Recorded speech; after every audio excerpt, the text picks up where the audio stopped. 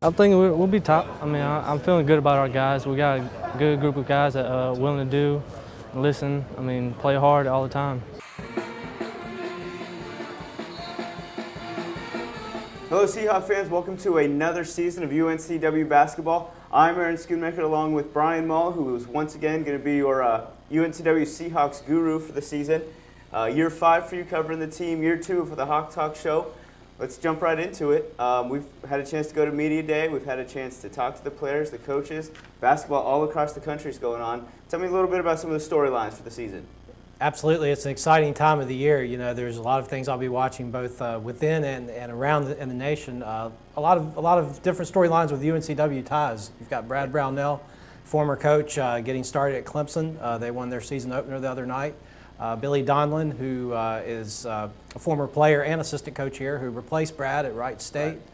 I'll be watching John Fields' progress at Tennessee. Yep. He took his athletic ability and shot blocking game to play for the Vols this year and had a very good opener himself. So those are just a few of the things I'll be keeping my eye on across the country within the CAA. You know, it's kind of the same thing we're always looking at this time of the year. George Mason, Old Dominion, VCU, they're kind of the heavyweights. Can the CAA become a two-bid league in the NCAAs? You know, the same sort of things. Closer to home with the Seahawks, obviously, a lot of buzz. That'll be the last pun along those lines. About the Seahawks. Buzz Peterson, of course, first year here. He's got an uphill climb, and we'll kind of see where it goes from there. Now, the season's already gotten underway for most teams across the country. A real tough schedule a lot of times for these openers in the mid-majors. UNCW, no exception there. They had a tough one with Florida. Tell me a little bit about that game. Absolutely. Florida returns all 5 starters, each of whom averaged in double figures a year ago. They have a solid team, very long, athletic. They were starting a 6'10" small forward, whereas UNC Wilmington only has 2 players 6'6" or taller, you know, on the lineup. In the lineup.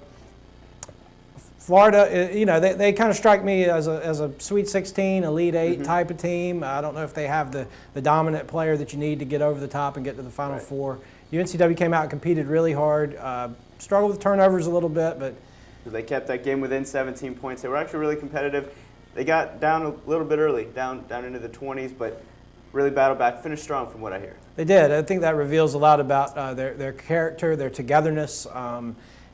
Buzz was reiterating, let's just focus on the process in each segment and not play the score, and I think they did a good job of doing that. Well, looking ahead now, they've got a game tonight. They've also got a game Thursday. They've got a real tough opening schedule after that, though. Talk a little bit about them moving forward in the first part of their season. Absolutely. A difficult it seems like, you know, we wait, and then there's always this big burst of games. They play 5 times in 12 days. In this circumstance, 2 of those 5 are against top 10 teams on the road. Of course, we mentioned Florida. There's a trip to Ohio State on Saturday night. They're, you know, definitely a national championship contender. And a couple of home games in between, Liberty and Morehead State, which are, you know, similar mid-major type competition. Liberty's kind of picked to finish in the middle of the pack in the Big South. Morehead State has been one of the top teams in the Ohio Valley the last couple of years. They have a player, Kenneth Fareed, who you may not have heard a lot about, but he's projected as a potential first-round draft pick next year, a very athletic post player. Now, when we were at Media Day, we got to talking to some of the players and talking to Buzz Peterson about a change isn't going to happen overnight. They're not going to come out and win the CAA and go to the Final Four this year. Of course, everybody wants to win right away. And you want to. Everybody like to go there and turn on that light switch, and boom, there it goes. But I think within time, I think we can get there with what we have here now and the strong recruiting efforts. If they can progress every year, and these recruits that are coming in start producing, then they're going to make that step. Tell me a little bit about their recruiting class right now. Absolutely. You know, any coach will tell you that recruiting is the lifeblood of a program. I admire Peterson for coming in early and saying it's 80% of the program. You know, he understands the importance of having high-level talent. Of course, when you play with Michael Jordan and Sam Perkins and James Worthy and Kenny Smith and guys of that caliber in college, you understand that it's the players ultimately that win the games. They've signed an 8-man class. They have Freddie Jackson, who's the 2010 Star News Player of the Year. He's really a pass-first point guard. Had an opportunity to go over and watch New Hanover work out last week. Very impressed with his game. His body's developing a little bit. And you know, he's the cornerstone of the class, but they certainly have a ton of talent around him, some size. That was something they were desperately in need of when you look at this year's roster. And, you know, some intriguing players. Like I said, we'll see who develops and at what rate, but I think it's a backbone that can really take the program to where people want it. Size and speed, two things that are very important in the college basketball game, something that maybe they don't have right now, something they're building for. Give me one key thing for this week, for the rest of the season. One key thing.